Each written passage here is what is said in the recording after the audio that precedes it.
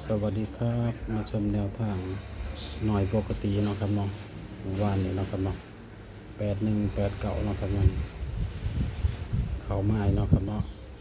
มาชมมื้อนี้ต่อเนาะครับเนาะมื้อนี้ก็4+8ได้2เนาะครับเนาะ2109เนาะครับแต่ตัวนี้เอา8ออกมาเนาะครับเนาะ8แล้วก็นับกันเนาะ8 9 0 7 8เนาะครับเนาะนี่มันนี่ส่วนกันยัง9กับ0เนาะครับเนาะส่วนกัน9กับ0เนาะครับเนาะมันเทื่อกับมาตัวเด่นมันเทื่อกับมานำกันแบบนี้เนาะครับเนาะนี่เขาถึงมือเนาะครับเนาะ4ตัววิ่งเนาะตัววิ่งเนาะครับเนาะสิวิ่งบนวิ่งล่างก็ได้เนาะครับเนาะมันจะมาตลอดเลยใน4ตัวนะครับนี่นะครับ